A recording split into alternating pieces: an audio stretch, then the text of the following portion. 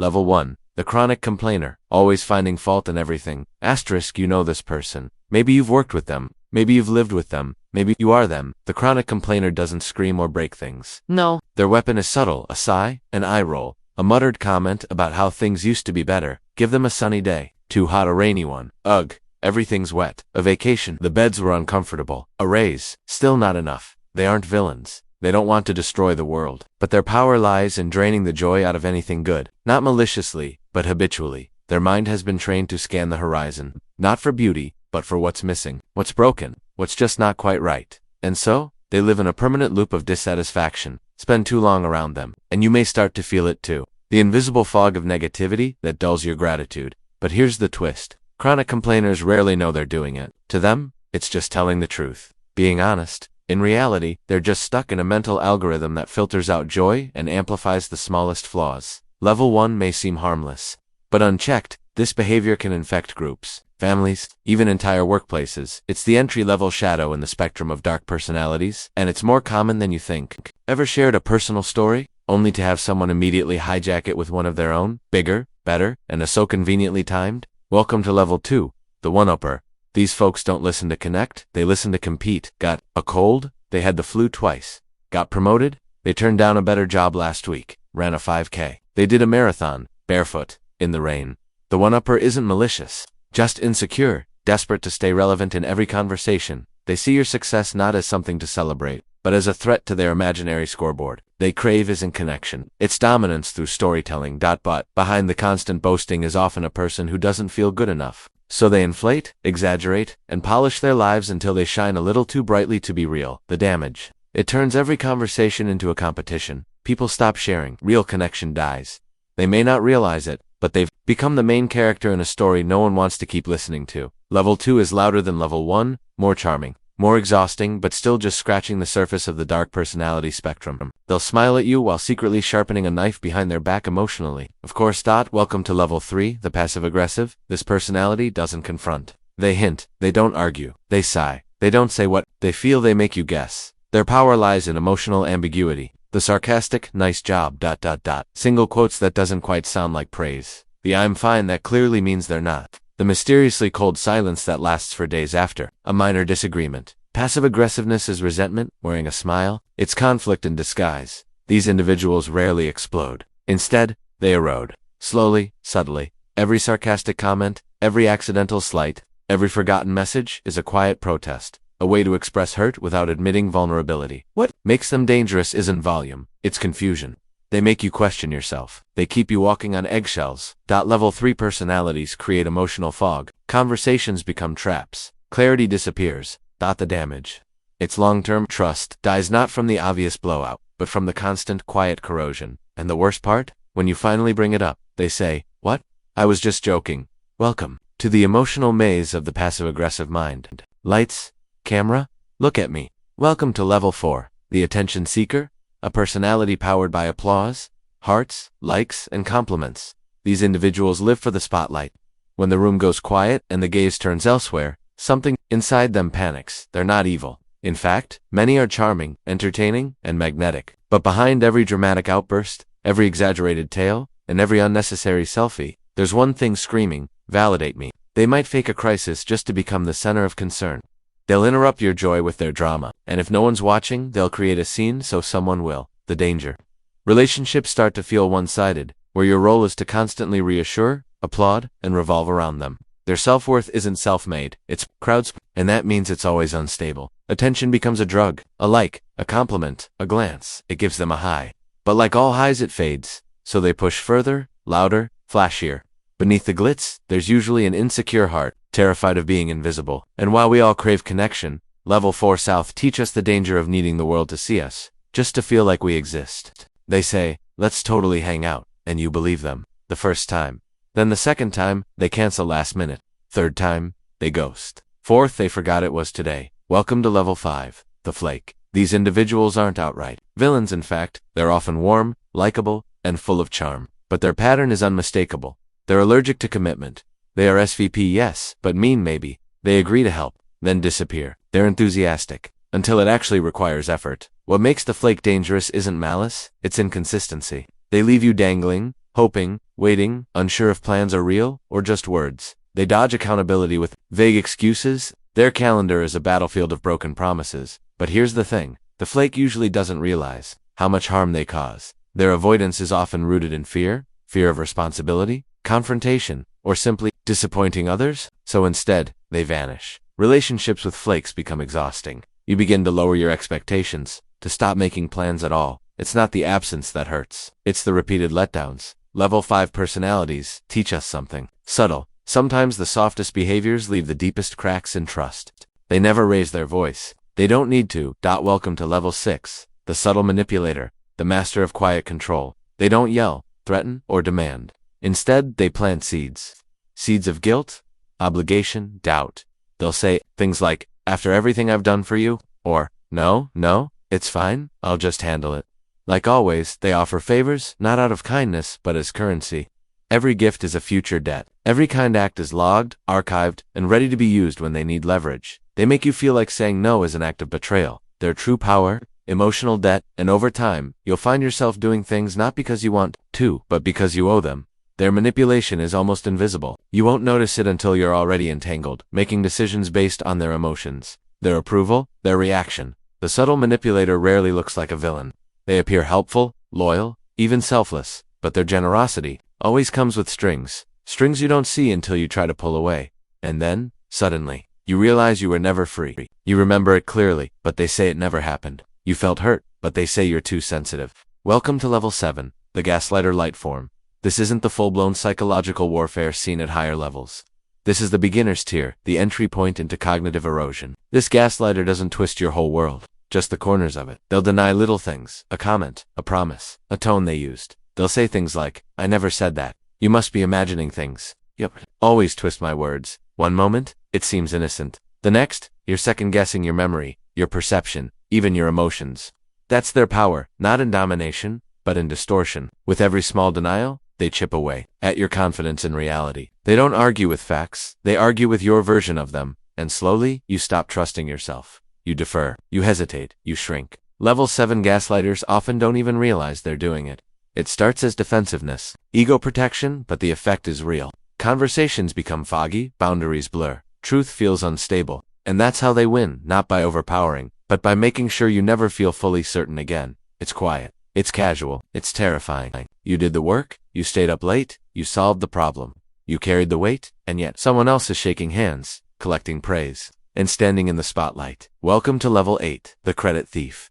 These people are master rebrand. They don't create, they curate. Your effort becomes their success story. In meetings, they echo your ideas like they were theirs all along. In groups, they step forward while pushing you just a little further into the shadows. And when recognition rolls in, they're already prepared with just enough charm and vague storytelling to make it seem like they led the charge. The credit thief doesn't always lie. They just omit, reshape, frame the narrative in their favor. Their goal isn't to destroy you, it's to stay on top. Even if they have to stand on your shoulders to do it. The worst part? They're often praised as leaders, as visionaries. Meanwhile, you're left wondering if speaking up makes you look petty, or worse, invisible.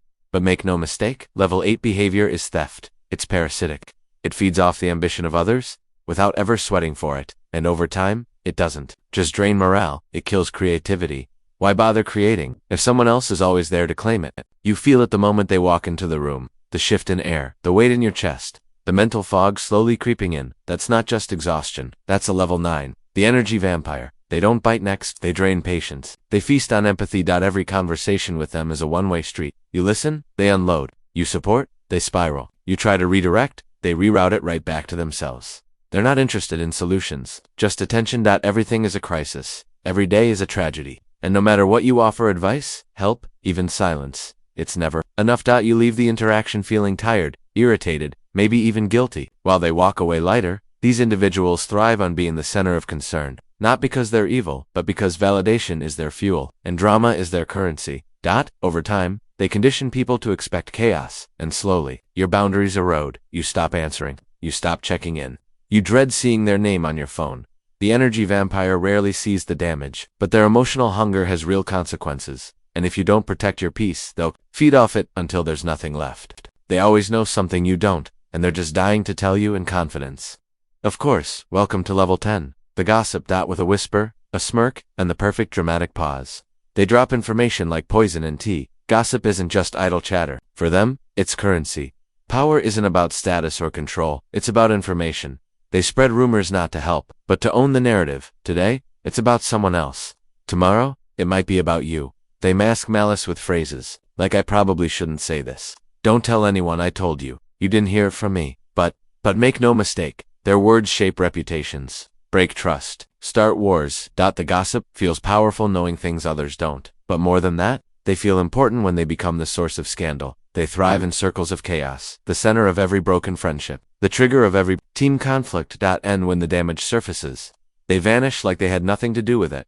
Level 10 is deceptively destructive because sometimes, it's not what's said loudly that causes harm, it's what's whispered. They come wrapped in sadness, in soft sighs, trembling voices, and endless stories of how the world has wronged them.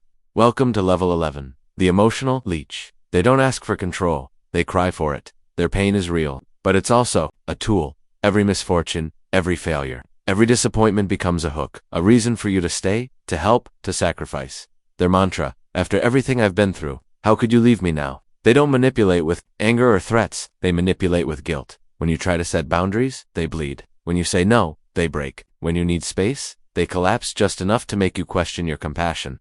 Over time, you become less of a friend and more of a lifeline. You feel obligated, trapped, emotionally blackmailed. But the truth is this: the emotional leech doesn't want healing because healing would mean losing their power. Their entire identity is built on being wounded, and keeping you close is how they stay relevant. They don't drain you all at once. They drain you over time with every poor me, every late night call, every invisible thread of guilt wrapped around your kindness. Level 11 is subtle. It hurts to walk away from them, but sometimes, the most toxic control wears the face of pain. They smile when you win, but if you look closely, their eyes don't. Welcome to Level 12, the jealous saboteur, a master of disguised betrayal. They pretend to celebrate you, support you, cheer for you, but beneath the surface, something darker simmers: envy. They don't destroy openly, they erode. A whisper here, a doubt planted there, a passive comment designed to make others second-guess you or make you second-guess yourself. Are you sure you're ready for that? I heard they only picked you because of connections. Wow, that's great. I just hope it's not too much for you. They chip away at confidence, at relationships, at opportunities, all while playing innocent. And when you start to fall, they'll be there pretending to help, but quietly enjoying the descent. Their goal isn't to win. It's to make sure you don't. Jealousy doesn't always wear a scowl. Sometimes it wears friendship like a mask. And Level 12 proves, not all enemies come from the outside. Some are sitting right beside you, nodding, smiling, and sharpening the knife. No matter what happens, somehow, it's never their fault. Welcome to Level 13, the victim player, the master of emotional revision. These individuals don't just experience hardship, they frame it. Every conflict becomes a tale of betrayal. Every failure becomes a setup. Every boundary you try to set becomes an attack on their character. They twist reality to fit a single role. The wounded, misunderstood, innocent soul, and anyone who disagrees becomes the villain in their rewritten script. What makes the victim player so dangerous is how convincing they can be. They cry first. They speak louder. They gather sympathy while you're still trying to make sense of what just happened. And worst of all, they believe their own version. You'll find yourself defending things you never did, apologizing for pain you didn't cause, and feeling guilty for simply standing up for yourself on their world. There's no accountability, only injustice. And the more attention they get from being hurt, the less interest they have in ever healing. Level 13 teaches us a dark truth. Victimhood can become a mask, and some people never want to take it off. They'll let you know what they've done before you've even asked. Welcome to Level 14, the braggart. These people are walking resumes. Every conversation is a stage, every sentence a spotlight. From wealth to workouts, travel to tech, their life is always just a little more impressive than yours, and they want to make sure you know it. But here's the secret. Beneath that loud confidence lies something fragile. Bragging isn't pride, it's camouflage. Every humble brag, every exaggerated tale is a desperate attempt to be seen. They don't feel enough, so they perform enough. They build walls of achievement to protect their fear of inadequacy, and when others succeed, they don't celebrate, they compare. You'll hear things like, "That's great, I actually did something similar, but on a bigger scale. You got promoted? Yeah, I remember when that happened to me twice." It's not just annoying, it's isolating, because real connection doesn't come from showing off. It comes from showing up, flaws and all. Level 14 reminds us, the loudest person in the room isn't always the strongest. Sometimes they're just the most afraid of being ignored.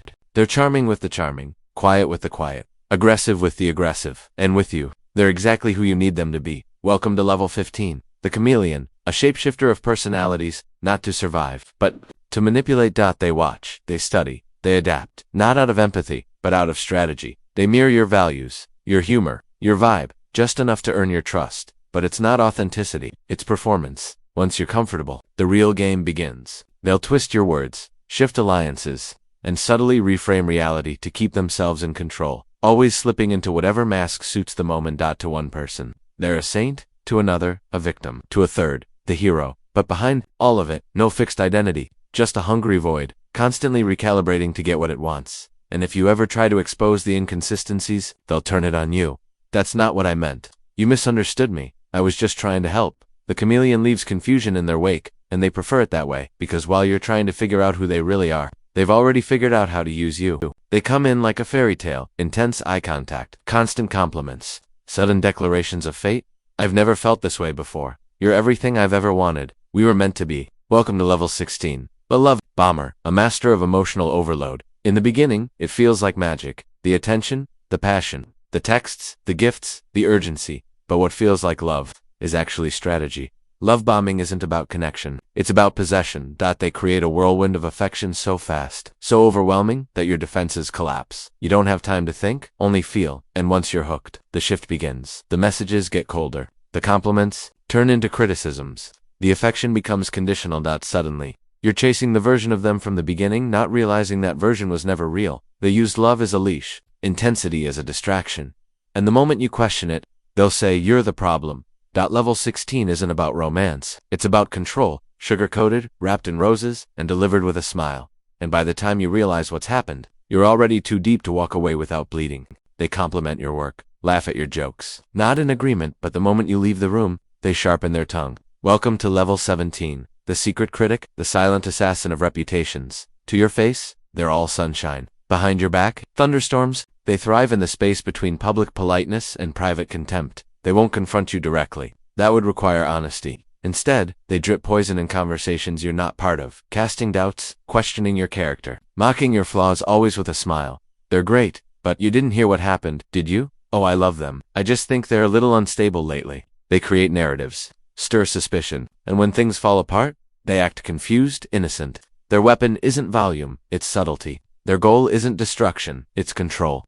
They want you to look one way, while they quietly shape how others see you from another. And if you confront them, they'll call you dramatic. Level 17 is dangerous, not because they strike hard, but because you never see the blade until you're bleeding. They know exactly what to say. The glance, the laugh, the well-timed compliment, it's all perfectly played. Welcome to level 18. The narcissistic flirt, the one who flirts not to connect, but to consume. Their magnetic eyes follow them, hearts flutter, but it's never about you. It's always about how much attention they can extract. They lead with desire, only to vanish once the chase gets boring. They're not interested in relationships. They're interested in reflection. They want to see themselves in your eyes, adored, irresistible, powerful. You'll feel like the center of their world, until they find a new audience. Every message, every touch, every accidental closeness is calculated. End when confronted. They'll say, I never promised anything. You're reading into it? I was just being nice. Their true game isn't love, it's validation. They don't crave people, they crave reactions. Level 18 teaches a painful lesson. Some flattery isn't affection, it's bait. They always know what's best. For you, welcome to level 19. The control freak, the master of disguised dominance. They don't bark orders or throw tantrums. They suggest, they advise, they step in to help.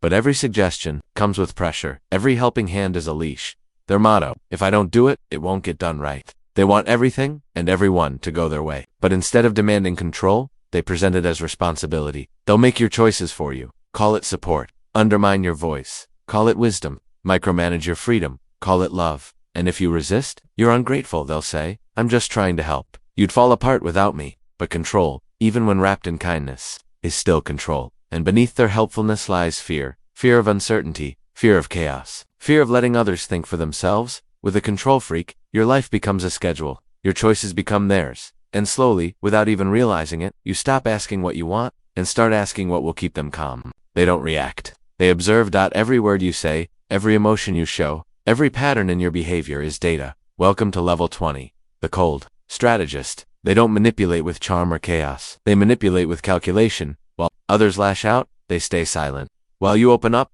they take notes, they wait, they plan. Then, when the time is right, they strike with precision. You never see it coming. Their compliments are rehearsed. Their empathy is practiced.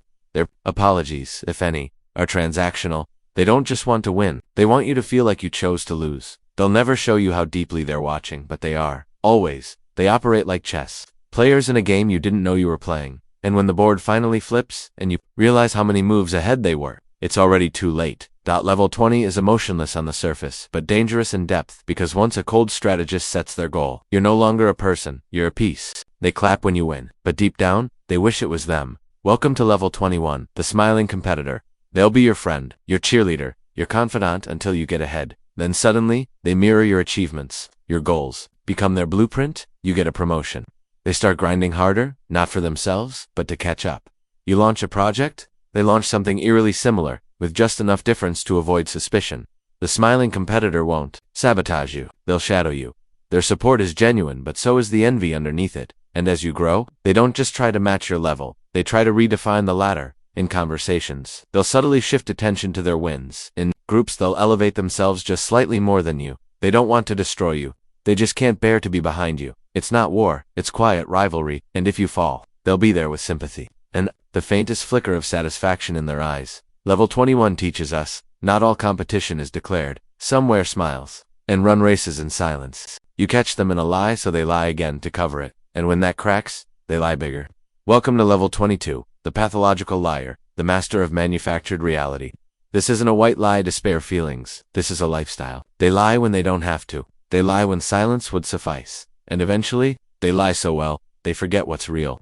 In their world, truth is flexible, reality is edited, rewritten, performed. They'll fake stories, credentials, experiences, change facts in the middle of conversations, even their own past. And the more you confront them, the more defensive they get. You misunderstood. You're remembering it wrong. That's not what I said. But you know what's worse than the lie?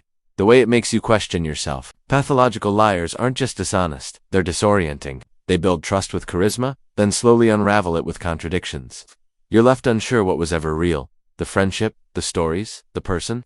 Level 22 is dangerous not just for the deception, but because eventually, they believe the fiction too. And when someone starts lying to themselves, no one is safe from the fallout. You think the conflict just happened, that the fallout was random? Think again. Welcome to level 23, the puppet master, the architect of chaos. Carefully hidden behind the curtain. They don't yell, they don't accuse, they plant. They suggest, they position. And then they watch. Watch friendships collapse. Watch trust disintegrate. Watch people take sides, never realizing they're dancing to a silent tune. The puppet master never touches the flame. They just fan it. They use secrets, like currency, insecurities like tools, and people, like pieces, that their power lies in anonymity. When drama explodes, they act shocked, innocent, even helpful. I don't know what happened, but I'm here if you need me. But behind that gentle tone is a mind mapping every move. Their ultimate goal, control, not by force, but by fracture. If everyone's distracted by the drama, no one notices who's really pulling the strings. Level 23 teaches us something chilling. The most dangerous manipulators are the ones you never see coming, because while the world burns, they're the ones holding the match with clean hands. They don't need a crown. They already rule through whispers, glances, and who's invited. Welcome to level 24, the clique commander, the silent dictator of the social world. They curate circles. They control access. They decide who rises and who gets left out.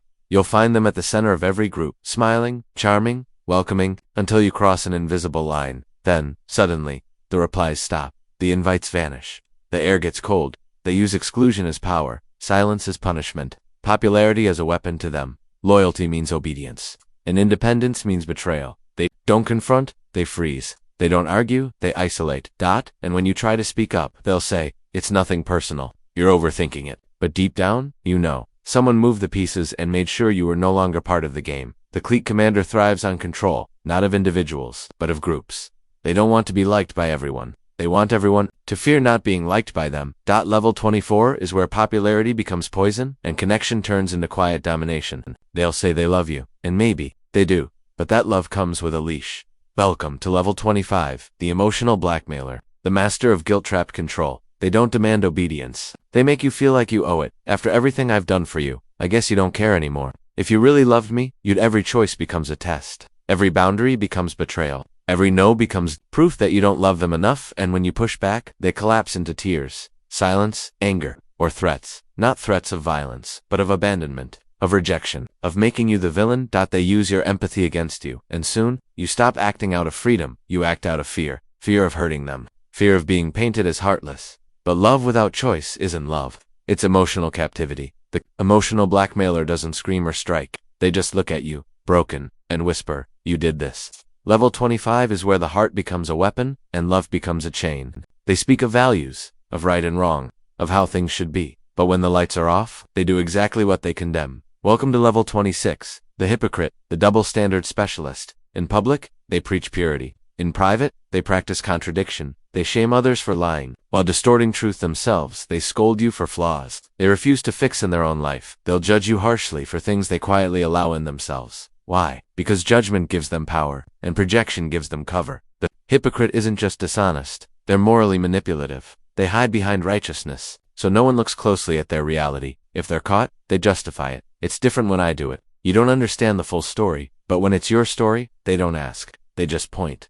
Hypocrites are dangerous, because they confuse truth with performance. They don't want justice, they want insulation. Level 26 is where integrity dies. But appearances are perfectly preserved. They never throw the punch, but they always hand over the gloves. Welcome to level 27, the enabler, the silent supporter of chaos. They aren't the villain, they're worse. They protect the villain. They'll make excuses for the abuser, defend the liar, cover for the manipulator. And every time you raise a red flag, they'll wave it away. They're going through a lot. It's not that serious. Don't be so sensitive. Enablers don't support out of love. They support because they're gaining something. Safety, access, status, power. Their silence isn't kindness. It's currency. And when things get ugly, they disappear, or worse, blame you for making a scene. They avoid conflict by aligning with control, because calling out toxicity risks everything they're afraid to lose. Enablers let destruction thrive, because they fear disruption more than they fear the truth. Level 27 is the quiet corner of darkness, where complicity hides behind calm tones and well-practiced neutrality. And in the end, they're not just allowing harm, they're sponsoring it. They walk into the room like it owes them something, like you owe them something. Welcome to level 28, the entitled narcissist, a walking monument to self-importance. They don't just want recognition, they expect it. Automatically. Rules. Not for them, waiting. Unacceptable, being told no. Offensive, they demand the spotlight and throw tantrums when it dims. They take and take. And when you finally ask for something back, they look at you like you've betrayed them. Their worldview is simple. I deserve more, because I am more. And anyone who questions that is labeled jealous, or toxic, or beneath them. They rewrite reality to keep their ego afloat. They aren't grateful for kindness, they feel entitled to it. If they apologize, it's to get back in control. If they praise you, it's to manipulate you later. And if you ever shine too bright, they'll either try to outdo you, or make you feel guilty for succeeding. Level 28 isn't just arrogance. It's weaponized self-worship, and once you're caught in their orbit, your needs slowly disappear. They don't yell, they don't argue, they simply go quiet. Welcome to level 29, the silent punisher, the one who uses absence as a weapon. At first, everything seems fine, but the moment you cross a line, often one you didn't even know existed, they vanish emotionally. The warm texts stop. The tone turns cold. The affection freezes. You're left in the dark, questioning what you did, replaying every word, every moment, and that's exactly what they want. Silence becomes pressure. Withdrawal becomes power. They won't tell you what upset them. They'll make you beg to find out. And when you finally break and apologize, even if you're unsure why, that cold wall starts to thaw, just enough to keep you dependent. The silent punisher trains you without ever raising their voice. They make you fear conflict by making you fear disconnection. You learn to shape your words, walk on eggshells, anticipate silence as punishment for stepping out of line. Level 29 is not loud abuse, it's quiet domination, and the scariest part. Sometimes, you don't even realize you're being punished, until your whole life becomes about avoiding their silence. They always take the high ground, loudly, publicly. Welcome to level 30, the moral grandstander, the virtue signaler with a hidden agenda. They don't stand up for justice to protect others, they do it to spotlight themselves. Their tweets, their speeches, their outrage all sound noble. But behind every statement is a quiet whisper. Look at me. They speak of compassion, but only when there's an audience. They call out flaws, but only in others. And if you dare question them, you're part of the problem. Their tone is moral. Their aim is dominance. Every conversation becomes a contest. Who's more aware? Who's more woke? Who's better? But here's the twist. They rarely take real action, because action isn't the goal. Appearance is. They weaponize values to shame, inflate their ego with ideals. They don't fight injustice, they perform it. And in the name of being good, they turn goodness into currency. Level 30 isn't about ethics, it's about ego dressed in morality's clothing. And in the end, they don't lift others up, they just climb over them while holding a flag that says, I'm the righteous one. They don't lead, they crush. They don't teach, they humiliate. Welcome to level 31, the insecure dominator, the one who cloaks their weakness in control. They need to be the smartest, the strongest, the most respected voice in the room. And if you threaten that, even by accident, they'll cut you down. That's a stupid idea you clearly don't understand. Let me handle it. You're just not built for this. Their dominance isn't confidence. It's fear. Fear of being outshined. Fear of being exposed. Fear of someone else taking the attention. They crave so they attack first. Mock, undermine. They use power like a weapon, not to protect, but to punish. You walk away from every interaction feeling smaller, while they walk away feeling taller. Temporarily, because it never lasts. The high of control fades quickly, and they need another target, another victim, another ego boost. The insecure dominator doesn't want respect. They want submission. Level 31 is the turning point, where pain starts being passed down, just to avoid feeling it themselves. They don't crave the spotlight. They don't boast. In fact, they seem vulnerable, but look closer. Welcome to level 32, the covert narcissist. The master of manipulation disguised as martyrdom, unlike the classic narcissist. They don't seek admiration through arrogance, they do it through suffering. They play small, so others feel big. They tell you their pain, so you feel obligated to stay. Their supplication, a trap. Their humility, a hook. They appear fragile, but they're pulling strings with guilt, silence, and strategic vulnerability. If you ever try to pull away, set a boundary, or speak up, they'll break and blame you for shattering them. They'll say things like, I guess I just mess everything up. It's fine. I'm used to people leaving. You were the only person I trusted. And suddenly, you become the villain. They weaponize victimhood to stay in control. Their wounds are real, but they use them to control how others feel. You don't want to hurt them, so you keep tolerating behavior that hurts you. That's the trap. Level 32 is subtle. It's soft-spoken. It's dripping with empathy. What makes it so hard to walk away from. They start off admiring you. They compliment your style, laugh at your jokes, mirror your mannerisms. And at first it feels flattering, but over time, it feels off. Welcome to level 33, the identity thief, the one who doesn't want to be with you. They want to be you. They study you, copy your words, your style, your friends, your interests, until pieces of who you are start showing up on them. They use mimicry to infiltrate your world, to earn trust, build influence, and slowly replace you in the spaces you used to own. They become your shadow. But shadows don't stay behind forever. One day, you'll notice people start going to them instead of you, saying they have your idea, seeing them as the original while you start to fade. They won't admit it, but they are building themselves from pieces of you, not because they admire you, but because they don't know who they are without you. Level 33 is psychological theft. It's not your money they want, it's your identity. And by the time you notice, they've already moved into your life, wearing your skin while you watch from the outside. They call you controlling, but they're the one pulling the strings. They say you're the liar, while bending truth like origami. Welcome to level 34, the projectionist, the master of psychological reversal. Everything they accuse you of is exactly what they're doing. They steal and claim you're greedy. They manipulate and cry that you're the toxic one. Their trick, they unload their guilt onto you. It's like they can't face their flaws, so they hurl them outward. You become their mirror, their target. And the more you try to explain, the deeper the trap gets. You defend yourself, they say you're overreacting. You back away, they say you're abandoning them. They control the narrative by shifting the spotlight. And before long, people believe them, because they're loud, convincing, emotional, and you're left stunned, confused, trying to figure out how you became the villain in someone else's story. Projection isn't denial. It's a full psychological rerouting of blame. Level 34 doesn't argue. It reverses, and if you don't recognize it early, you'll end up apologizing for crimes they committed.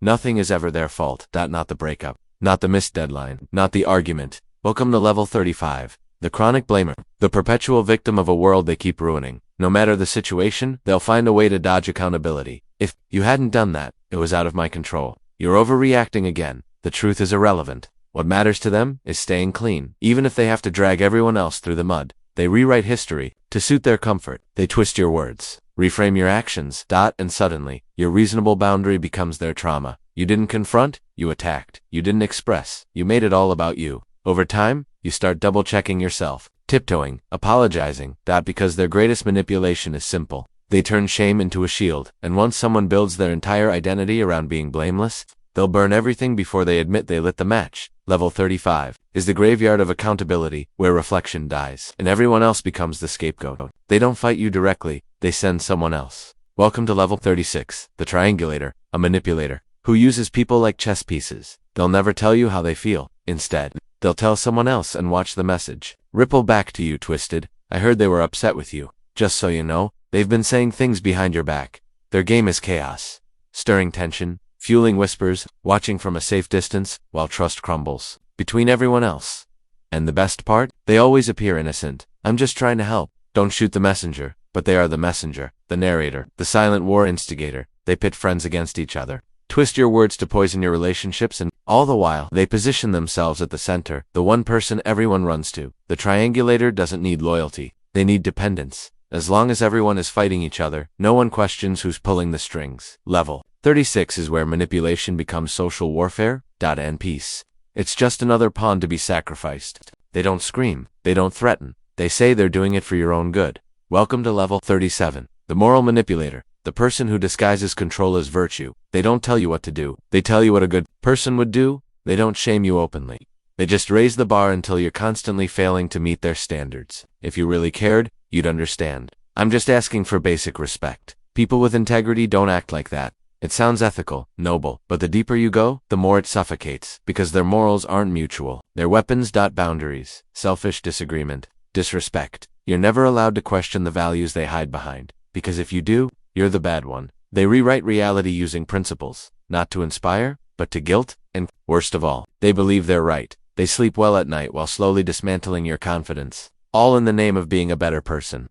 Level 37 teaches us something dark. When manipulation wears the mask of morality, it becomes nearly impossible to call out, and even harder to escape. At first they draw you in, vulnerable, open, magnetic. You think you've found something rare, real closeness, but slowly, it starts to unravel. Welcome to level 38, the intimacy saboteur, the one who fears connection, yet can't stop chasing it. They want love, but the moment it gets too real, they sabotage it. Suddenly they withdraw, go cold, pick fights out of nowhere. They test your loyalty, push your buttons, accuse you of things you haven't done, just to see if you'll leave. And when you don't, they punish you for staying. You'll hear, you deserve better, you're too good for me. But they don't let you go. Instead, they create cycles of closeness and destruction, just to feel in control of something they secretly believe they're unworthy of. Intimacy becomes a battlefield. Every moment of peace is followed by a sudden strike. You stop feeling safe. You start walking on emotional glass, because deep down, the intimacy saboteur believes one thing. Everyone leaves, so they leave first, emotionally, mentally, then wait to see if you'll still chase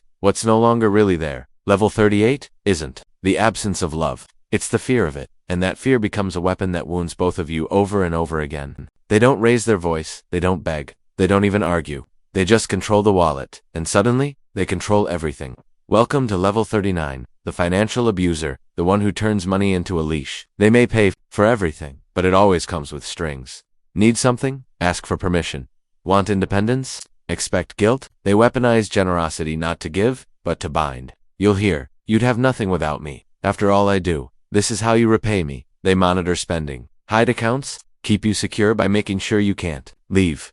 You stop asking for things, you stop dreaming, you stop living outside of their financial shadow. And the worst part, sometimes, they never even say a cruel word. It's all silent domination. Money becomes a cage, padded, maybe even luxurious, but a cage nonetheless. Financial abusers don't want partnership, they want dependence. Level 39 is where love becomes control, not through emotion, but through economics. And no matter how kind the voice sounds, the chains still tighten. You were confident once. You knew what you saw, what you felt, what you heard, until they came along, and slowly, you stopped trusting your own mind. Welcome to level 40, the gaslighter advanced form. They don't just deny events, they rewrite them. A fight you clearly remember. That never happened. A cruel comment they made? I never said that. You're twisting things again. You start second-guessing everything. They twist timelines, deny patterns, offer selective details to create confusion. Then they blame your confusion on you. You're being dramatic. You've always had memory problems, and the more you resist, the more they discredit you. Friends start to question you. You start to question you. That's the goal. Not just control, but psychological dominance. If they can fracture your trust in yourself, they never have to apologize. And eventually, you stop fighting. Not because you agree, but because you're exhausted. Level 40 isn't just manipulation. It's mental warfare, where the battlefield is your memory, and the casualty is your reality. Everything was fine, until suddenly, silence. No closure. No explanation, just gone. Welcome to level 41, the vindictive ghoster, someone who disappears not to escape pain, but to inflict it. Ghosting is common, but this is calculated.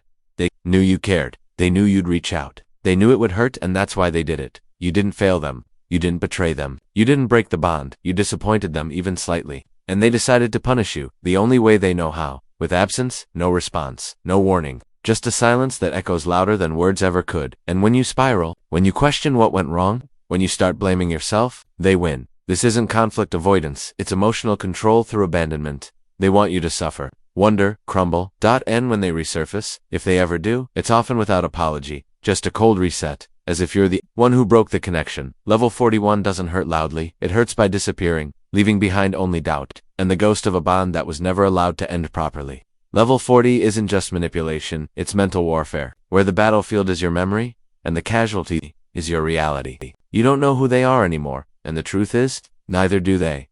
Welcome to Level 42, the pathological liar, advanced form. This isn't lying to get out of trouble. This isn't bending the truth to avoid discomfort. This is a lifestyle, a fiction. Their identity is a patchwork of half-truths, stolen stories, and fabricated achievements. Ask them a question today. You'll get one answer. Ask again tomorrow. It changes. Confront them. They'll accuse you of being paranoid. Try to piece it all together. You'll feel like you're losing your mind. They lie when they don't have to. They lie when it doesn't benefit them, because lying isn't a tool for them, it's an addiction, one they use to mask deep-rooted shame, insecurity, or emptiness. Their entire reality is curated, a house of cards stacked with charm, charisma, and complete illusion, and when that house begins to fall, they double down. Spin bigger lies.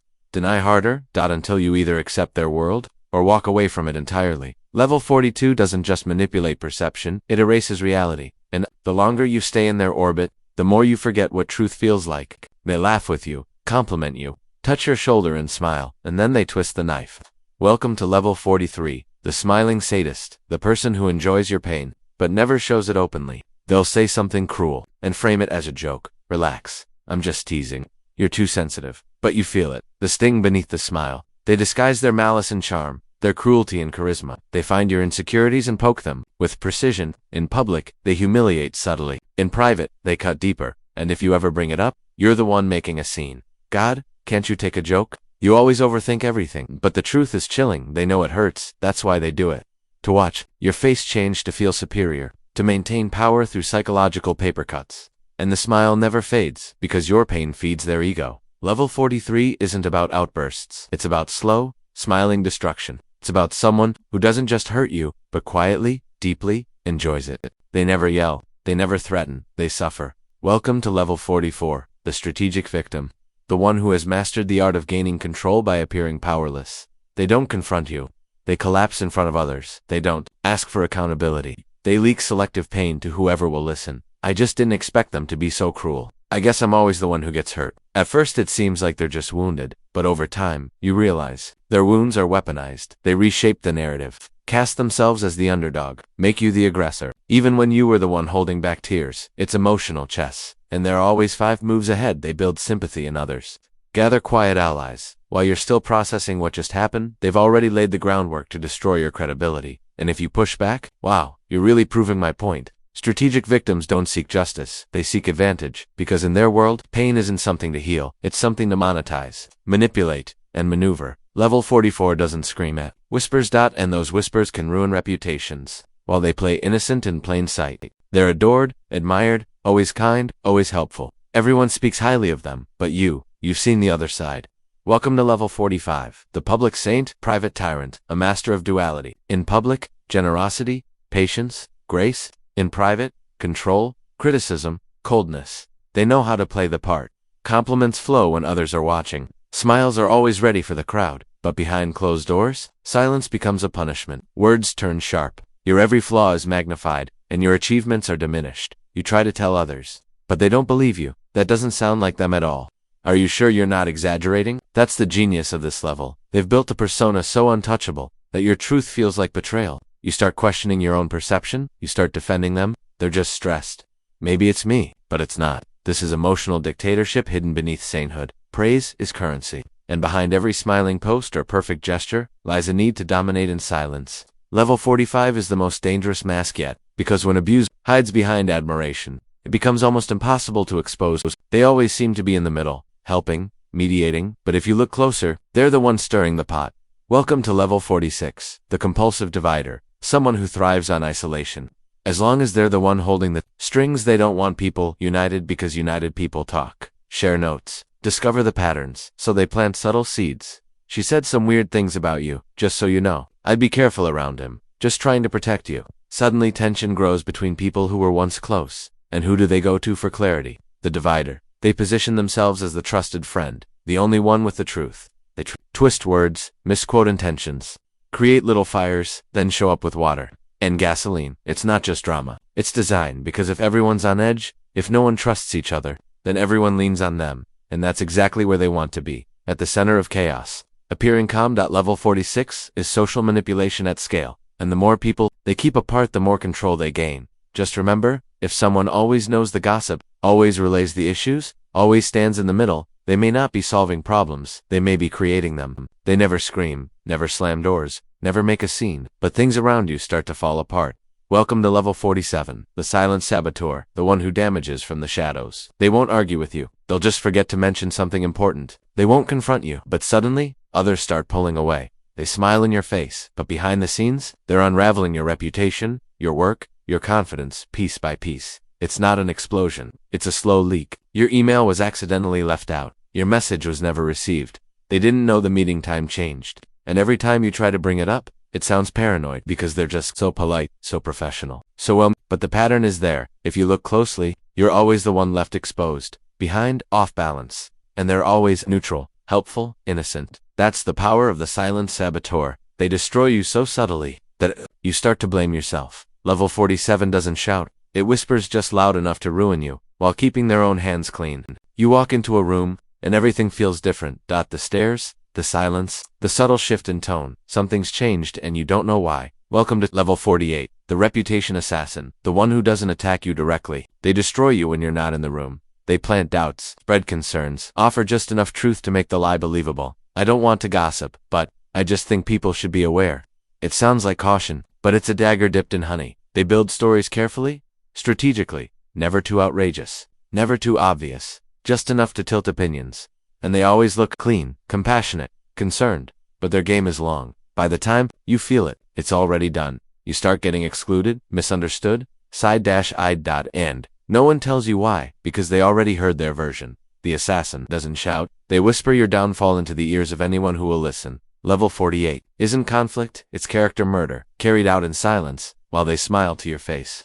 You finally say no. You finally speak up. You finally protect your peace, and suddenly, you're the villain. Welcome to level 49, the guilt alchemist, the master of emotional transmutation. They don't argue. They don't yell. They just hurt. Or at least, that's what they want you to believe. Wow, I didn't think you'd turn on me like this.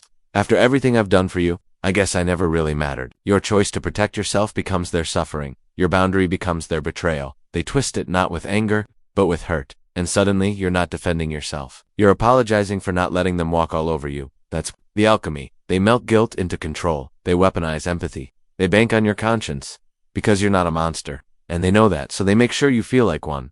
Level 49 isn't loud. It's the quiet sound of your boundaries, eroding not because they were wrong, but because someone made you feel guilty for having them. You start to question not just what happened, but if it happened. Not just what they said, but if they ever said it. You begin to unravel. Welcome to level 50, the master gaslighter. Not just a liar, a reality architect. They don't deny facts. They rebuild them. A memory becomes a misunderstanding.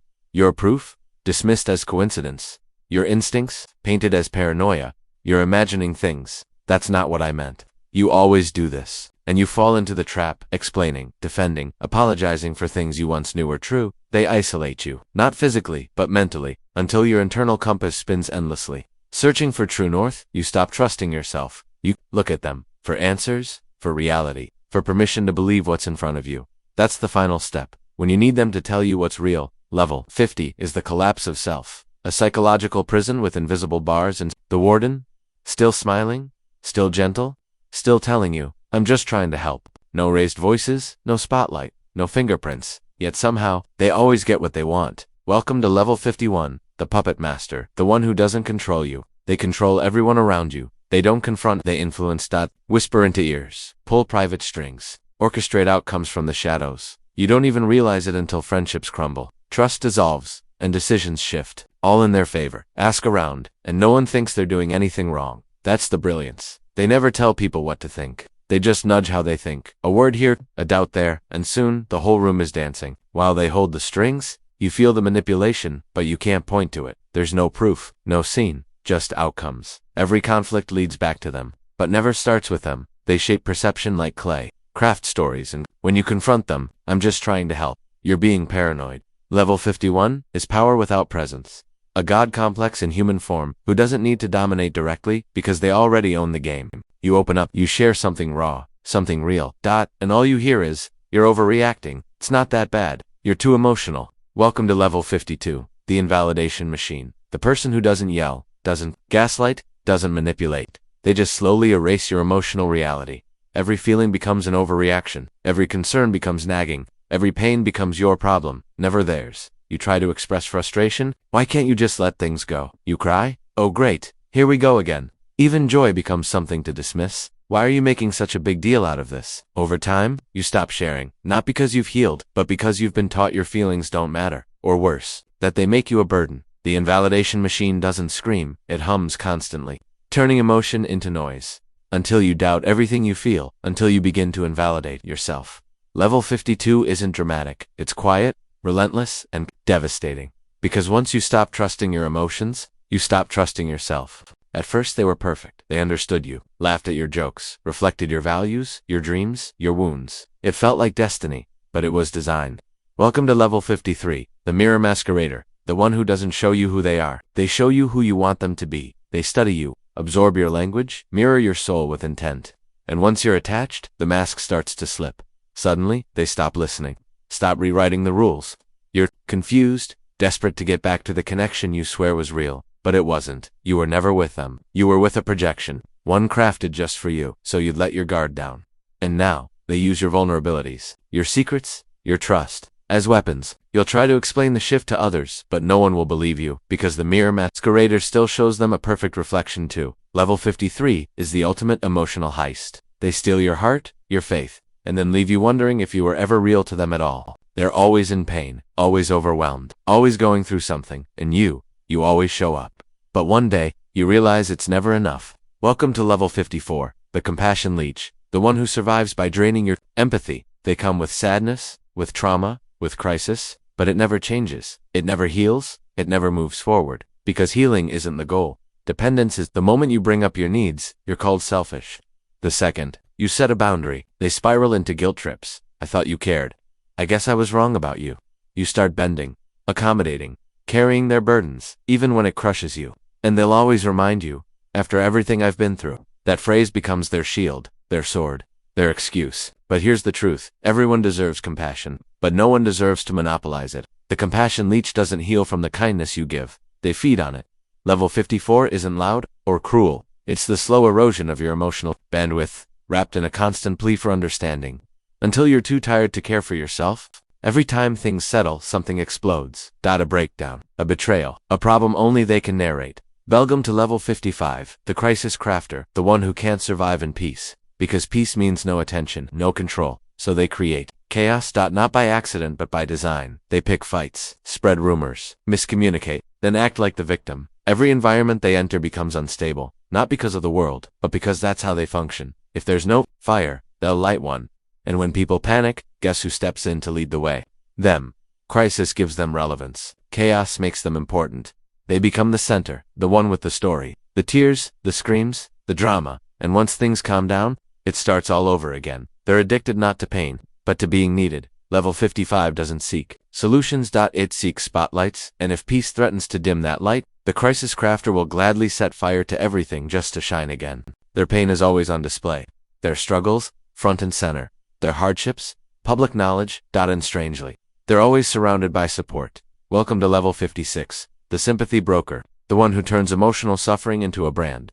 They don't just share to heal, they share to gain attention, affirmation, applause for enduring what others don't see. They cry online, but never go to therapy. They post about heartbreak, but never reflect on their role in it. Pain becomes performance. Trauma becomes currency. Anyone who challenges them becomes the villain in their saga. After everything I've been through, that phrase is the leash. The way they keep you close, keep you silent, keep you feeding their need for validation through victimhood. Don't grow, because if they heal, they lose the one thing that gives them identity, the sympathy of the crowd. Level 56 isn't about survival, it's about attention, and as long as someone's watching, the suffering never truly ends, because it was never meant to. The crisis crafter will gladly set fire to everything, just to shine again. They'll say they care about loyalty, but what they mean is obedience. Welcome to level 57. the loyalty extortionist, the one who uses guilt, shame, and fear to chain you to them. You're expected to side with them. Always no questions, no doubts. After everything I've done for you, if you really cared, you wouldn't need to ask. They don't build trust. They extract it, and if you say no, suddenly, you're a traitor. Your reputation gets smeared. Your past kindness is erased. You're either with them or against them.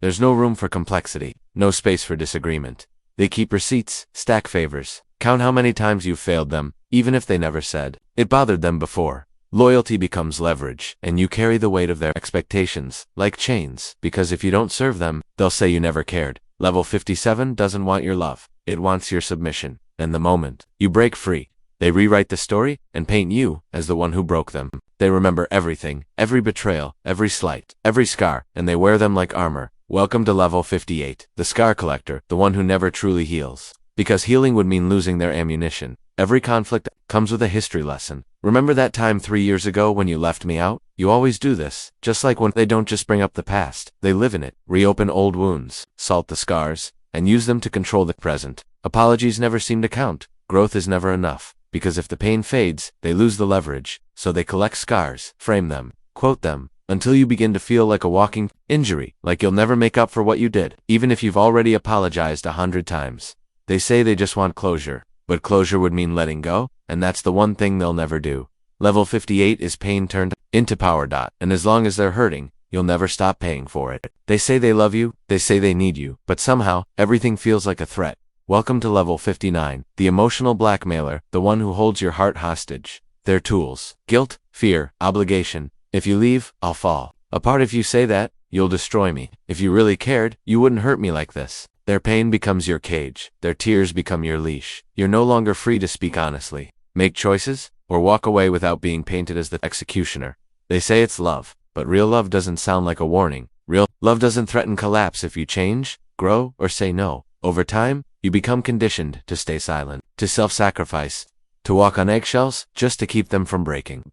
But the truth is, they're not breaking, they're controlling, because if your freedom means they're suffering, then you're never allowed to be free. Level 59 is a velvet-trapped cage. It whispers, "Don't hurt me," while it tightens the noose around your voice. And the more you love them, the easier it becomes for them to use that love against you.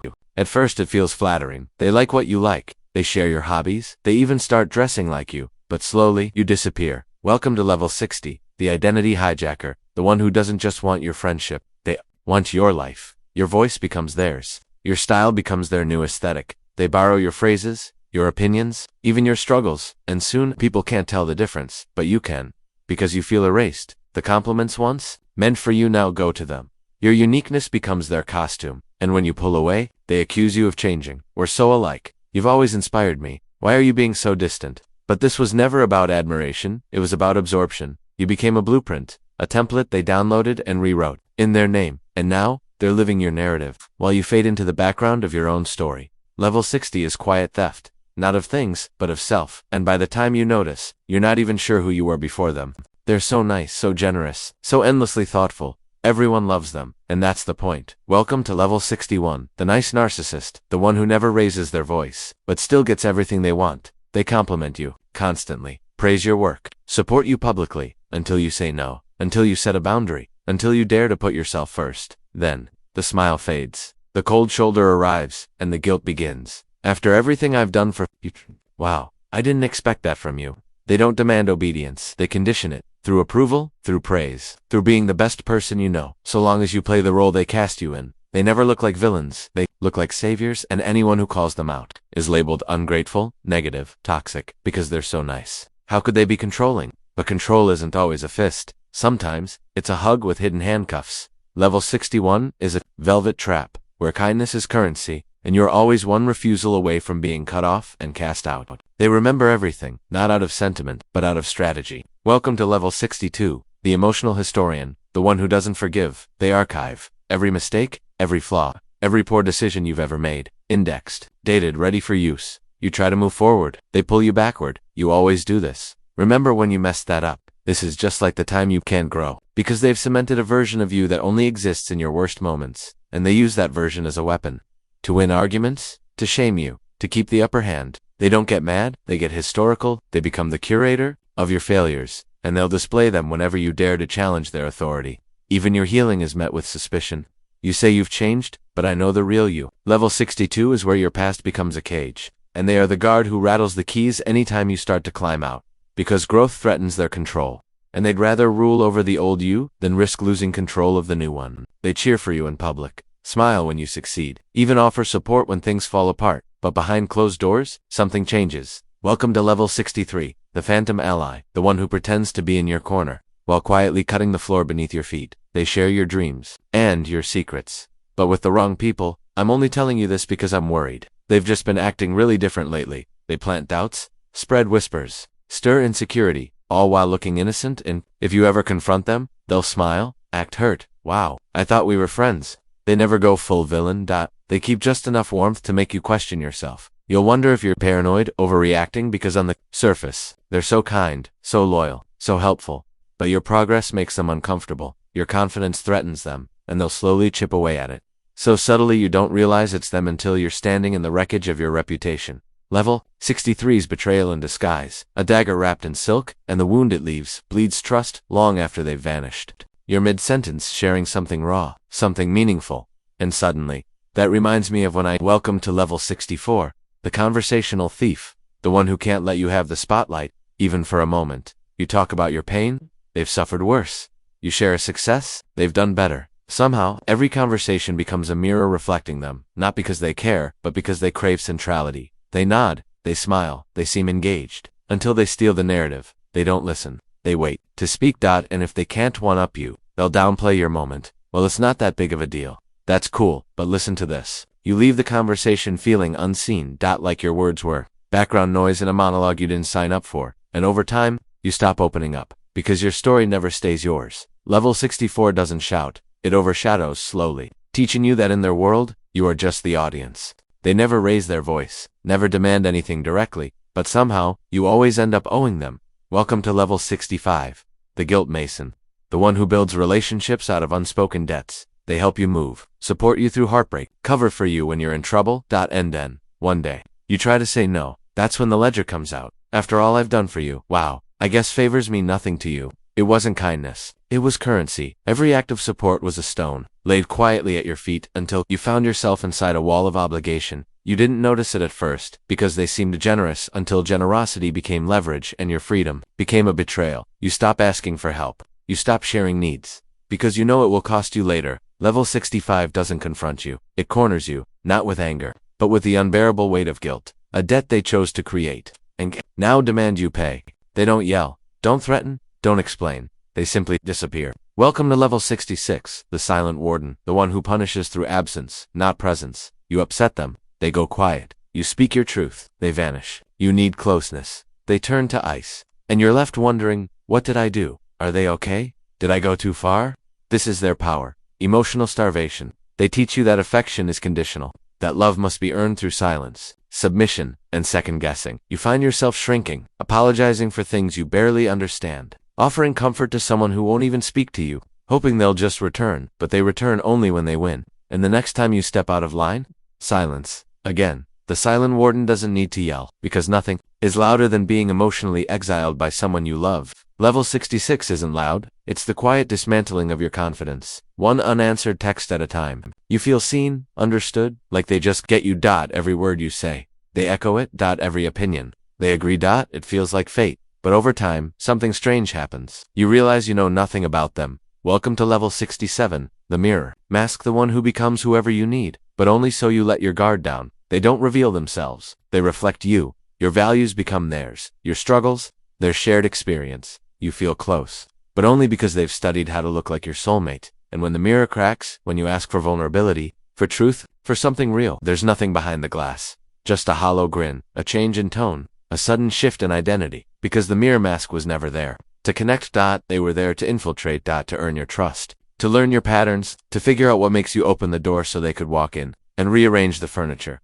Level 67 doesn't break you with violence. It confuses you with familiarity until you can't tell where you end. And they begin. You open up, you talk about your struggles. You say, I'm not okay. And they smile and say, just look on the bright side. Everything happens for a reason. Good vibes only. Welcome to level 68, the puppet optimist, the one who uses positivity as a muzzle. They aren't trying to understand. They're trying to escape your discomfort. Your grief makes them uneasy. Your anger makes them uncomfortable. So instead of sitting with it, they paint over it with glitter, with platitudes, with empty sunshine, and if you persist, you're being too negative. Stop being dramatic. You're bringing down the energy. But here's the truth. There's a difference between hope and emotional censorship. And this kind of optimism isn't healing. It's ERASURE. It tells people to smile through trauma, to suppress, to perform, to pretend everything is okay, until they break behind closed doors. Level 6-8 isn't malicious, but it's dangerous, because it teaches people that real emotions are unwelcome, lest they're painted in pastel and filtered for comfort. One moment, they're deeply spiritual. The next, radically rebellious. Then suddenly, a moral crusader. Welcome to level 69. The moral chameleon, the one who adapts beliefs like fashion, but only to manipulate social standing. Around artists, they're free spirits. Around professionals, they're disciplined achievers. They scan the room, absorb the values, and become what gains the most approval, until someone slips. Until you make a mistake, then suddenly they find their ethics. I would never do that, that's just wrong, I have standards. They reinvent themselves constantly, not for growth, but for advantage. And if they have to throw you under the bus to look principled in front of others, so be it, because their morality isn't rooted, it's performative. A shifting mask of virtue they wear to hide ambition, insecurity, or guilt. And while you're busy explaining your mistake, they're already rebranding themselves as the righteous voice of reason. Level 69 doesn't have integrity. It has a mirror, and it reflects whatever gains the most applause until the lights go out. They were there when no one else was. They helped when you needed it most. And now, you're in their debt. Welcome to level 70, the emotional loan shark. The one who offers support, but only so they can collect later. They don't demand payback immediately. They wait until it's inconvenient for you to say yes, until you set a boundary. That's when they cash in. After what I did for you, you owe me this much. Their help was never unconditional. It was a contract. You didn't know you signed it, and the fine print says they own a piece of your guilt. You didn't ask them to sacrifice, but they'll make sure you pay for it. With your time, your silence, your compliance. Say no. You're ungrateful, selfish, a user, because in their mind, every act of kindness was a loan with interest. Level 70 isn't about generosity. It's about emotional control disguised as favors. And once you're in their pocket, you'll never stop hearing the clock ticking. They seem like the safest person in the room, the best listener, the most emotionally tuned in.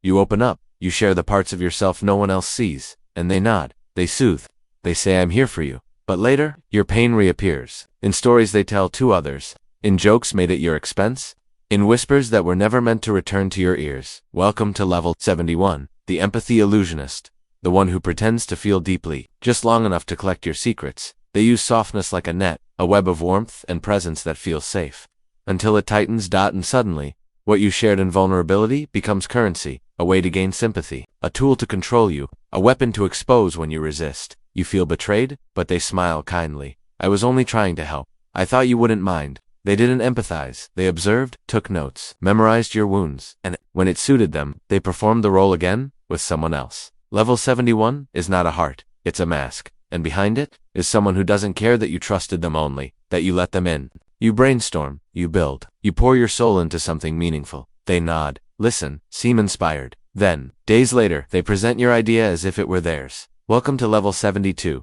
the idea thief, the one who doesn't just admire your brilliance. They repackage it, they wait in the wings, they absorb your work, then step into the spotlight just far enough ahead that your protests sound like jealousy. Great minds think alike. It's not like you copyrighted it. They don't innovate, they imitate with speed. And when the applause rolls in, they look over their shoulder with a smile that says, you hesitated? I didn't. You might still be the original, but they're the one being seen. And if you confront them, they'll call you insecure, defensive, paranoid, because they know. In a world that values who said it loudest, not who said it first. They win. Level 72 doesn't destroy your work. It steals your echo on, makes the world think it was born in their voice. Everyone walks on tiptoe. Conversations are filtered. Truths are softened, or swallowed completely, all to protect one person's feelings. Welcome to level 73, the fragility tyrant, the one whose emotional volatility becomes a weapon.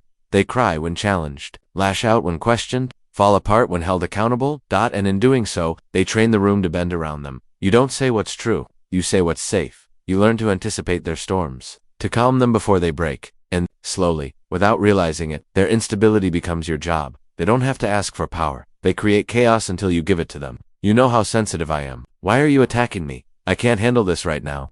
So you retreat, apologize, restructure your life to keep the peace, but the peace never comes. Because their fragility isn't weakness, it's domination by collapse. Level 73 turns tears into chains, and turns everyone around them into emotional caretakers. While they remain the center of a storm, they never try to calm.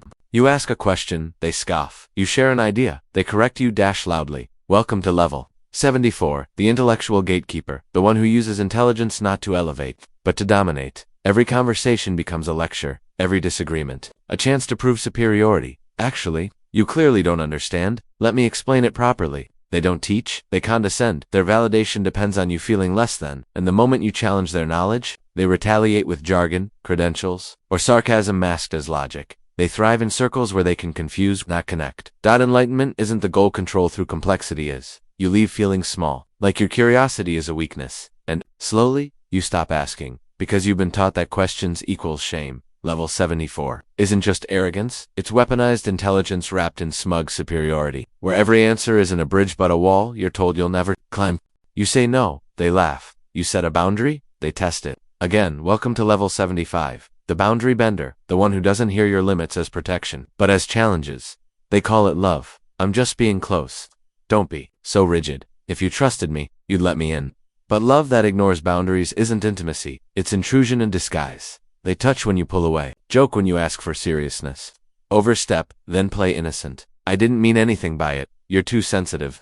And slowly, you begin to doubt your own lines. You second-guess your discomfort. You start making room for what should never have entered, because they've convinced you that boundaries equals walls, and walls equals bad. But here's the truth. Healthy love respects borders. The boundary bender doesn't want connection. They want access without permission. Level 75 is where your no becomes negotiable, and their persistence feels like affection, until it becomes control. Everyone's laughing, except you, because the joke was about you. Welcome to level 76, the social assassin, the one who uses humiliation for sport, and calls it just teasing. They expose your insecurities in public, share your secrets, as punchlines mock your passions, your looks, your past, all wrapped in wit.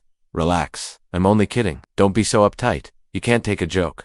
Their words slice, but leave no fingerprints, because the crowd is laughing, and that makes you the problem, not them. They thrive in groups, because their power comes from the spotlight.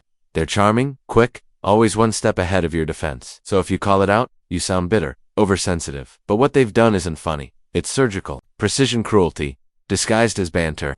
And the next time you're around them, you'll hesitate to speak, because level 76 teaches you this. Trust is a stage, and your pain is their punchline. They're the first to show up. The biggest gift forgiver, the loudest supporter. Everyone calls them generous, but you know the catch. Welcome to level 77, the generosity gambler, the one who gives not from kindness, but to invest in control. Every favor is a chip, every act of help, a bet placed, and when the time comes, they cash in. Remember what I did for you. You owe me this much. I thought we were closer than that. You thought they gave freely, but generosity was a contract in disguise. They're not looking for connection, they're buying leverage. And the more they give, the more you lose the right to say no, say you can't return the favor. Suddenly you're the bad friend, ungrateful, selfish, but the truth is, you never asked for any of it. You were placed in a debt you didn't know you were accruing, and now you're paying in silence. Level 77 doesn't knock on your door asking for repayment, it reminds you subtly, socially, and emotionally that everything it gave you came with a price. They admire you, compliment you, mimic your style. At first, it feels flattering, but then they start using your phrases, wearing your colors, taking your ideas. Welcome to level 78, the identity hijacker, the one who doesn't just envy you. They become you, slowly, subtly, and systematically. They shadow your light, until it's hard to tell who's who. But this isn't admiration, it's replacement. You talk to a friend, and they've already heard your thoughts. From them you post a new idea, and theirs came out yesterday suspiciously similar. They don't build their own voice. They absorb yours. Until the spotlight begins to shift. Until people look at you and say, you remind me of them. And the most disturbing part? They'll act like they don't notice. Like it's all coincidence. Like you're the one being paranoid. But inside, they know. Because becoming you wasn't accidental, it was strategic. Level 78 doesn't just copy it. I race it until you're just the echo, and they've taken the stage. In your skin, they never forget. Not the slight, not the joke, not the moment you slipped, even for a second. Welcome to level 79, the grudge gardener, the one who cultivates resentment, like it's the only thing keeping them warm. Every interaction is filtered through a past injury, every favor weighed against a moment you let them down.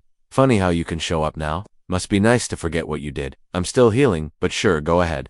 They won't say they hate you. They'll just remind you. Subtly, regularly, And if you ever step out of line again, they'll dig up everything, every past mistake, every flaw you tried to move on from. Because for them, healing isn't an option, it's ammunition management. You'll find yourself apologizing again for things long buried because they've built an entire personality around your debt to them. And if they ever forgave you completely, they'd have nothing left to hold. Level 79 doesn't seek peace, it seeks power through pain, and it waters grudges like flowers so they can bloom in your darkest moments. You remember what happened? The words, the tone, the impact, but when you bring it up, they tilt their head and say, "That's not how it went. You're being dramatic. Are you sure you're okay?" Welcome to level 80, the sanity shifter, the one who doesn't attack your body. They attack your memory, one rewrite at a time. They don't need to scream, they just adjust the narrative.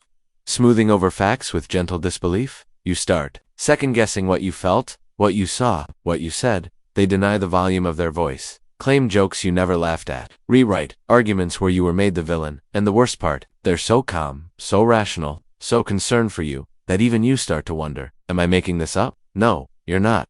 But level 80 is powerful, because it doesn't make you fear the person, it makes you fear yourself, your memory, your judgment, your sense of reality. And once that shaken control is no longer needed, because confusion does all the work, you win, you create, you shine, and suddenly there they are, next to you, behind you, attached to your glow. Welcome to level 81, the spotlight parasite, the one who doesn't build their own light, but feeds off yours. They weren't there for the struggle, the grind, the dark nights and quiet failures.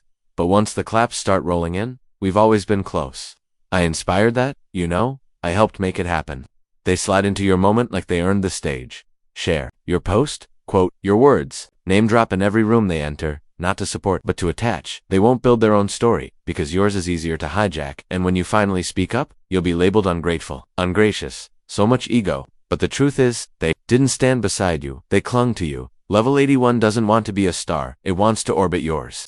Until people forget who burned first. They speak of justice, of truth, of what's right, loudly, publicly, repeatedly. Welcome to level 82, the morality merchant, the one who doesn't practice values. They perform them on stage. They are the model of integrity. Behind the curtain deals, contradictions, betrayals, they quote empathy, then mock weakness. They demand accountability, then dodge it themselves. We must do better. People should be held to higher standards.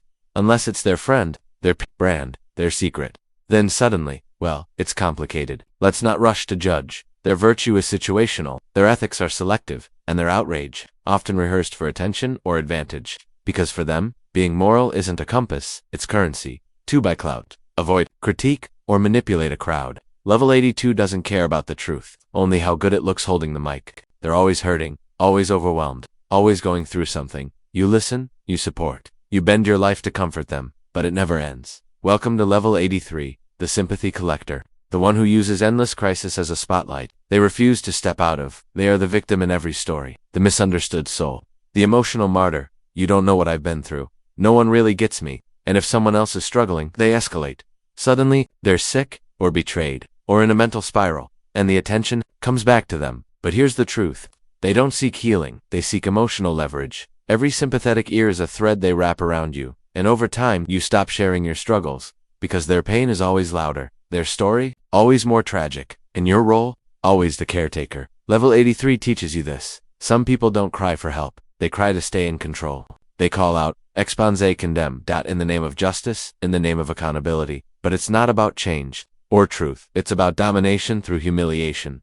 Welcome to level 84, the righteous sniper, the one who weaponizes virtue, not to protect people but to crush them. They wait, watch, collect mistakes like ammunition, and then they fire publicly, loudly, and without warning. So funny how this person pretends to be kind. Just a reminder of who they really are. Screenshots, doxing, public takedowns disguised as justice. There's no conversation. Bridge, no curiosity, just execution by exposure. And if you try to defend yourself, that's proof of guilt. Silence is guilt. Regret is guilt. Everything is guilt. Everything is guilt. I don't want accountability. They want spectacle. Level 84 doesn't seek truth, it seeks blood. With a banner of morality waving proudly behind the crosshairs. They seem so in tune, so emotionally aware, so deeply connected. They say all the right words. Ask all the deep questions. Mirror your feelings like a seasoned therapist, but something feels off, because when you need them, they're gone. Welcome to level 85, the emotional forger, the one who mimics vulnerability not to connect, but to gain entry. They know that today's currency is emotional fluency, so they learn the lingo. Safe space, holding space, energy exchange. They tell you they've done the work. They call themselves empathic, but it's performative. Because behind the emotional vocabulary is emotional vacancy. They show up in your most fragile moments only to extract trust, access power. When you realize they're not really there, they say you're projecting, that you have unresolved trauma, that you are not ready for someone like them. Level 85 is not heartless, it's strategically heart-shaped, designed to pass as soul, but hollow enough to echo when you knock. You've never felt so understood, so seen, so aligned. Your passions, they share them. Your humor, they match it. Your wounds, they felt them too. It feels like fate, but it's a performance. Welcome to level 86. The mirror mask, the one who doesn't reveal themselves, they become you. They study you, map your language, echo your rhythm, and just when you begin to trust, they flip the script. Their mask slips. Their interests shift. Their empathy turns mechanical, because none of it was real. It was a strategy to win your loyalty, access your secrets, and slip beneath your defenses. You're the only one who really gets me, they say. But you realize you never actually met them, just a polished reflection of yourself. Level 86 is seductive, addictive, and utterly empty. Because when you fall for a mirror, there's no one on the other side. They're not loud, not flashy, not even present in the conflict. But somehow, it all traces back to them. Welcome to level 87, the puppet master, the one who controls outcomes without ever appearing responsible. They whisper, never command, suggest, never demand, but their influence, total. They pit people against each other, leak just enough truth to spark suspicion, feed both sides of an argument and step back to watch it burn. I didn't tell them to do that.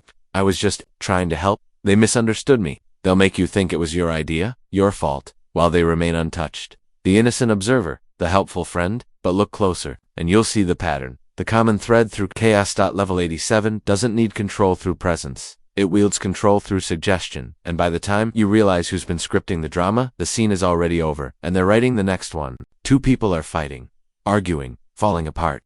And there they are, calm, smiling. I didn't say that exactly. I thought you had a right to know. Wow, can't believe they reacted like that. Welcome to level 88, the emotional arms dealer, the one who doesn't throw punches. They hand out the ammo to both sides. Carefully, strategically, they share just enough truth to stir the pot, just enough lies to ignite suspicion, and then they disappear, watching from the sidelines as chaos erupts, because in conflict, they gain power.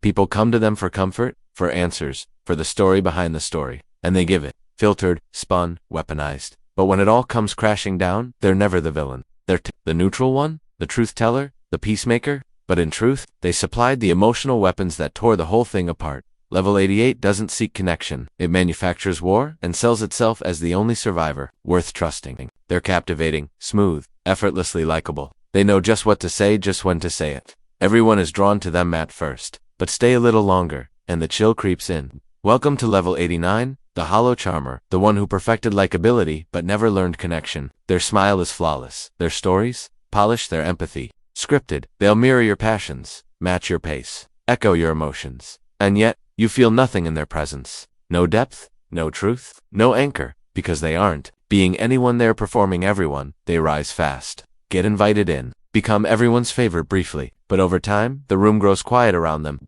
The energy dips, the laughter fades. People feel drained, disoriented, disconnected because level 89 doesn't hurt with cruelty. It hurts with absence, a stunning mask, worn so long, even they've forgotten who's beneath it. They never yell, never threaten, never raise a hand. They give, support, provide, and you feel lucky to have them. But deep down, you feel trapped. Welcome to level 90, the benevolent tyrant, the one who builds a golden cage and convinces you it's freedom. They help you but only their way. They support you but on their timeline. And if you ever resist, after everything I've done for you, I'm just trying to protect you. You'd be lost without me. You can't say no because it's all wrapped in care. Their control is sugar-coated, their demands wear the costume of love. But your autonomy slowly vanishes, until you stop asking for what you want, and only wait to be told what you deserve. Level 90 doesn't use fear, it uses gratitude as a weapon, and if you ever try to leave, you're not just walking away from them, you're betraying the very person who saved you. They want to know everything, your past, your pain, your deepest fears and rawest truths, and you tell them, because they seem so safe, so interested, so gentle, but eventually, they use it. Welcome to level 91, the soul miner, the one who digs into your depths not to cherish your truth, but to weaponize it. They ask about your trauma, then later accuse you of being unstable. They comfort your insecurities, then echo them in a moment of silence, just enough to sting. They collect your soul like data, catalog your vulnerabilities, Smile as they store the keys to your psyche. And when control is needed, they reach into that vault. Isn't this what you always do? Didn't you tell me you were broken? You're just proving what you said about yourself? And suddenly, your own truth becomes your prison. You start to silence yourself, because anything you reveal might be used to unmake you. Level 91 doesn't break you directly. It just turns your own soul against you, one whispered weakness at a time. They come in at just the right moment. When you're spiraling, when you're lost, they fix everything, or so it seems. You feel rescued, grateful, safe, but then they vanish. No closure, no follow-through. And when you need them again, they're nowhere to be found, until they return.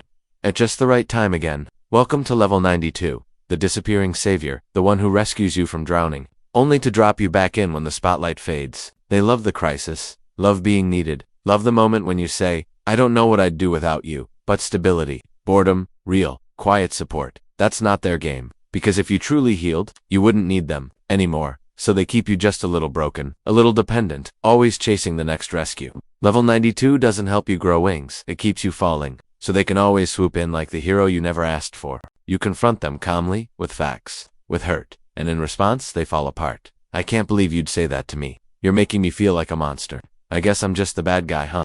Suddenly you're the aggressor, they are in pain, and all your feelings swallowed by their suffering. Welcome to level 93, the strategic victim, the one who weaponizes fragility to escape the grip of accountability. They don't fight, they crumble, and you're left feeling guilty for daring to speak your truth. They'll cry louder than your pain, collapse faster than your argument, and gather sympathy while you're left explaining why you're upset. It's not emotional vulnerability, it's emotional deflection, because the moment you try to hold them responsible, they make it hurt so much that you'd rather just stay silent next time. Level 93 isn't defenseless, it's calculated. Helplessness, and it works, because no one wants to look like the villain standing next to someone who's crying. They say they're loyal, that they'd ride for you, that they'd never switch sides, and they expect the same. No questions, no hesitation, no independence. Welcome to level 94, the loyalty extortionist, the one who uses loyalty as a leash, not a bond. You're not allowed to disagree, to grow, to get close to anyone they don't approve of, because in their world, loyalty means obedience. After everything I've done for you,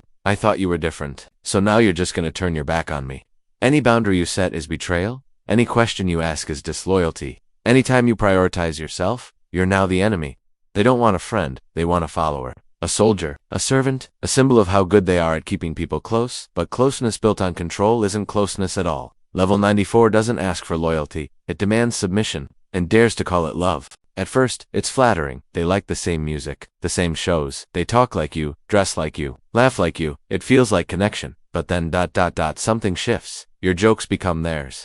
Your ideas, suddenly theirs. And you begin to vanish in the mirror. Welcome to level 95. The identity leech. The one who doesn't admire you. They absorb you. They study your tone, your posture, your worldview, and slowly morph into a reflection of everything you are, until people start mistaking them for you. And the worst part, when they've taken enough they leave you behind, or worse, they outgrow you. Suddenly, you're the outdated version, while they debut a new identity, crafted from the pieces they harvested. Your originality becomes their aesthetic, your uniqueness becomes their brand, and you're left feeling like a ghost of yourself. Level 95 doesn't just steal attention, it steals essence and calls it inspiration. Drama seems to follow them. People around them fall out, break down, turn against each other, and there they are, offering comfort, offering solutions, looking like the one who holds it all together. But here's the twist there, the one who lit the match. Welcome to level 96, the emotional arsonist, the one who creates chaos just to be praised for cleaning it up. They instigate conflict in whispers, plant doubts, stir insecurities, then act shocked when it explodes. I was just trying to help.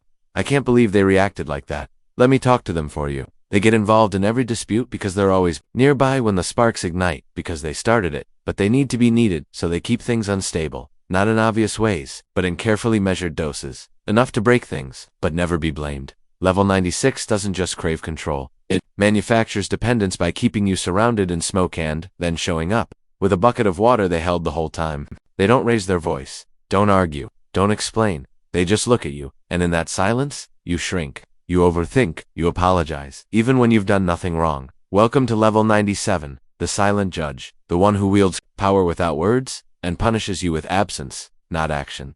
They don't tell you what you did, they just become disappointed, distant, cold. Their silence is louder than shouting. You replay every interaction, rewrite every sentence, wonder what line you crossed. But when you ask, they say, it's fine, don't worry about it. You're imagining things but the vibe has changed. The energy is gone, and you're stuck trying to earn your way back into their good graces. Even though they never told you why you were exiled, level 97 doesn't fight fair, it doesn't fight at all. It just builds a courtroom in silence where you are the defendant, the jury, and the executioner, all in your own mind. That's not how it happened. You're remembering it wrong. I never said that, and suddenly, you're not sure anymore. What you saw, what you heard, what you felt, it all begins to unravel. Welcome to level 98, the reality bender. The one who doesn't argue your memory, they rewrite it, they revise conversations, erase past promises, edit emotional truths. They don't just deny facts, they reconstruct them into narratives where they're always the victim, always the wise one, always justified, and you become unsure, defensive, apologetic for things you know happened, but now can't prove, because the truth isn't gone. It's been redecorated, polished, spun, and repeated so confidently. You begin to doubt your own mind, and once you doubt your reality you'll trust. There's level 98, doesn't gaslight in bursts. It builds a whole new world, and dares you to call it fiction. They're generous, kind, always the first to help. Everyone says they're amazing, and maybe they are, but something feels off. Their support comes with a shadow, a spotlight, a price. Welcome to level 99, the benevolent narcissist, the one who gives endlessly, but only to make themselves the hero. They'll solve your problems as long as they get credit. They'll listen to your pain as long as they're praised for their patience. And if you don't, thank them loudly enough. If you grow without them, if you no longer need saving, the mask cracks. After everything I've done for you, you wouldn't be here without me. I guess you're too proud to admit who really helped you, because in their story, they're always the saint, and you are just another character in their performance. They don't want equals, they want worshippers. And the moment you stop clapping, you become the villain. In their holy script, level 99 doesn't scream for attention. It earns it, then demands it forever. You think you're safe now, that you've seen them all. The liars, the manipulators, the soul dash takers. But there's one more, and they're harder to face than all the rest, because they don't wear a mask, they wear your face. Welcome to level 100, the mirror maker, the one who doesn't twist others. They twist you. They make you question your actions, your intentions, your worth. Until you start doing their work for them. Silencing yourself, punishing yourself, becoming the villain in your own mind. And here's the cruelest part. They rarely say a word. They just reflect your fears back at you. The insecurity, the shame, the guilt you've never healed. They hold it up not like a weapon, but like a mirror. See, this is who you really are. You hurt people. You always ruin everything. And you believe it because some part of you already did. Level 100 isn't someone you meet, it's someone you become. When you carry the voices of all 99 levels before it and turn them inward. This is the final form. The darkest shadow, not what others did to you, but what you started doing to yourself.